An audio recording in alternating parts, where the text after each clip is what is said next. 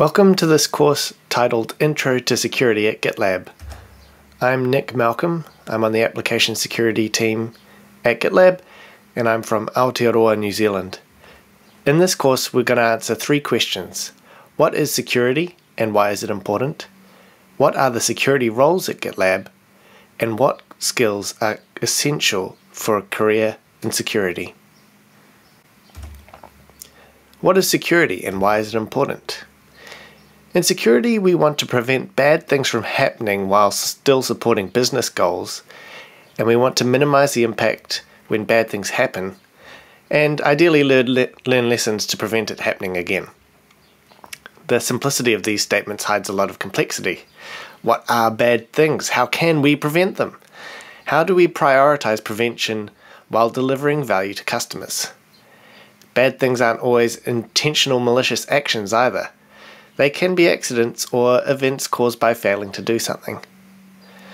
What kinds of impacts could happen? And what does it mean to minimize or reduce them? How can we learn well from incidents, avoiding the blame game in favor of making systemic change? Why do we even need to do this in the first place? Security is important to most businesses, but why is security important here? GitLab is a DevOps platform, and organizations and customers use it to deliver technology and software to their users. GitLab is used by financial institutions, public sector and government entities, education providers, as well as industry-leading businesses. And all of these have a desire, if not a legal obligation, to keep their own data and their users' data secure.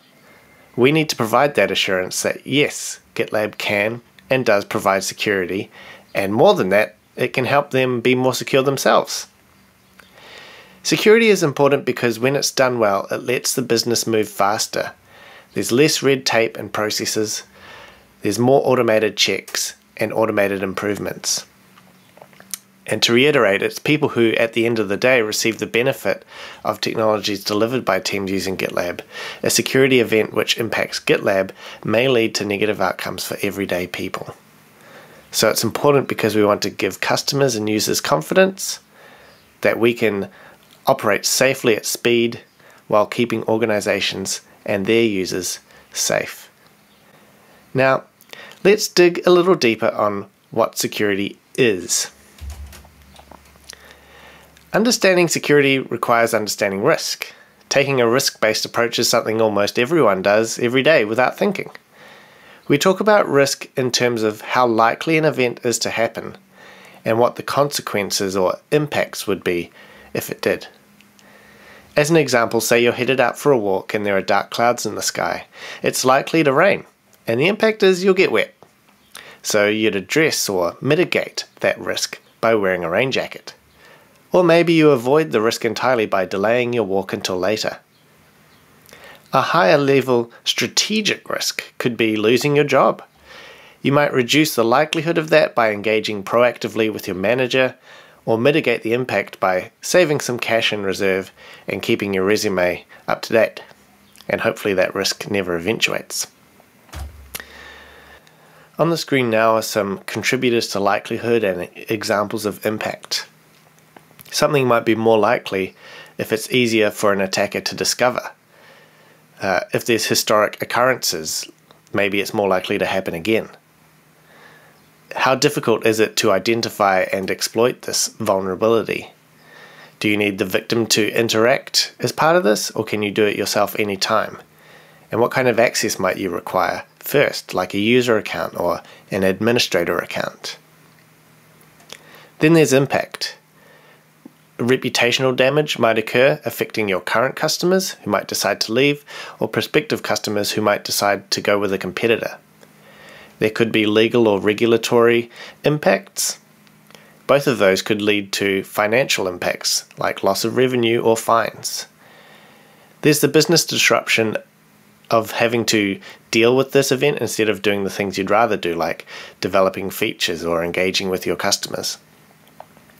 Then there can also even be health and safety risks.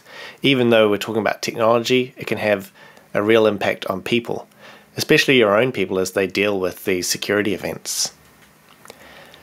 Finally, we determine the risk based on the combination of likelihood and impact, and we usually describe that as low, medium, high, or critical.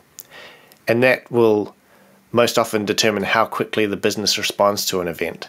For example, a critical risk would be addressed very quickly and would probably be talked about at senior levels of the business. Low everyday risks might be addressed by individual team members, and the rest of the business doesn't really need to know about it as long as it's being managed. You can learn more about how GitLab does risk management in our handbook. Another way to approach security is with a framework. There are too many to discuss in a short course like this, but they share similar building blocks. On the screen now are the 5 cybersecurity functions detailed by the United States of America's National Institute of Standards and Technology. They are to identify, protect, detect, respond, and recover, and these form a cycle. First, you identify the systems and information you need to secure, the roles and responsibilities needed to achieve that, and the processes that you'll use. Then you protect those identified assets with proactive security measures. You detect the signs of a potential security event, and you respond to that by following a plan to minimize the impact, and then recover, get back to normal after a security event and learn from it. Importantly, you assume that something will happen, so you practice for that. The cybersecurity framework goes into a bunch of detail on how to achieve and measure security efforts against each of these, so I'd encourage you to take a look if you're interested. These building blocks can also be seen in how we do security at GitLab. At GitLab, we build security around 3 pillars or 3 tenets: secure the product, protect the company, and assure the customer.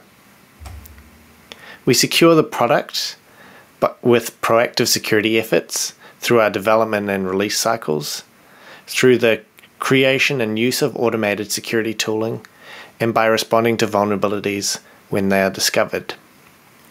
We secure the company by detecting and responding to security events, by learning from those events, and by practicing with realistic drills. And we assure our customers with documented governance, which is public in our handbook, with achievement of industry compliance standards, and through our security support services. The way we reflect this in our team structure at GitLab is displayed on the screen now. Within security engineering, we have 2 application security teams, and we work to identify, prevent, and respond to vulnerabilities that are introduced to the product, whether that's proactively with the development teams or in response to a disclosure on HackerOne. We have our security automation teams who work to identify new ways of preventing risks from being introduced and help us with our tooling. We have our security communications team who are involved a lot in response and recovery, communicating with customers and our community about what we're up to and what they need to do, if anything. And we have our infrastructure security team who, like application security, work with the infrastructure teams, and they are a group of cloud security specialists. In security operations, we have our incident response teams who coordinate and lead detecting and responding and recovery from security incidents. And we have a trust and safety team who have a large focus on abuse of GitLab as a platform. Security assurance has a risk team who own and manage GitLab's internal risk program, governance who define and measure our security strategies, and through field security interact with our customers' security assurance teams. And we have 2 compliance teams dedicated to proving our alignment or compliance with industry standards. Finally, we have a red team who simulates adversaries and attackers so that we can practice and demonstrate our security capabilities, and a security research team who find new ways to protect from or detect vulnerabilities. At the time of this recording, we're also introducing some new focused roles and teams shown in red. In smaller organizations, many of these roles are filled by just a handful of people, or sometimes even only a single person. There is a global challenge in developing, recruiting and retaining security people. But even with all the security talent in the world, a security department is only ever going to be a helper and enabler. We can't do it alone. Those outside the security department are responsible for helping us achieve security too. So security is everyone's responsibility. We need to provide them and let them use automated security tooling. We need their help with improving processes. We don't want security to be a barrier or to slow things down. We don't want people to resort to sneaky workarounds. So we need their help in identifying ways we can improve processes. We also need people to see something, say something. The sooner we know about a potential event, the sooner we can act and reduce the impact. You shouldn't be afraid to talk to security. We're mostly friendly. These 3 points are a huge part of how we do security at GitLab. The final question we want to look at is, what skills are essential for a career in security?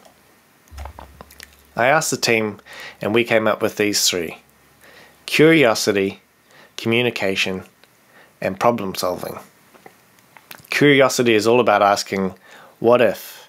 What if we did this? What if someone else tried that? And digging down and figuring out, is there a vulnerability hiding in there somewhere? Or how can we do it better? Communication is critically important. You need to understand your audience, whether you're talking to a business person who needs to understand business impacts and business type risk, or a developer who needs to understand what the vulnerability is and how to address it. You also need problem solving. It's no good going to someone with problems. It's best to go with solutions if you can. The top 3 security skills are also not these. You don't need to have leaked hacking skills. You don't need to have technical or coding skills. You don't need certifications. Security works best when there's a diverse set of people from diverse backgrounds bringing new thought and new ideas. These types of skills might help or be needed for specific roles, but there are so many roles within security that you shouldn't discount yourself from a career if you think you lack them. So what next? In this course, we've just begun to scratch the surface of so many interesting topics. We have documented processes for application security, risk management, incident response. You can find these in the GitLab handbook. Most companies would keep these sorts of things behind closed doors, so if you want detail, that's a great place to start. If you're interested in finding bugs, we have the HackerOne program with cash awards of $100 through to $35,000. HackerOne and other platforms have one-on-one courses where you can learn how to hack with practical hands-on labs in a safe environment. And if you want to write secure code, why not create a project on GitLab and integrate some of our security tooling like static application security testing, which is available for free accounts. The most important thing to remember is that when it comes to security, everyone can contribute. And that's true at GitLab as well. Thank you for participating in this Intro to Security at GitLab course.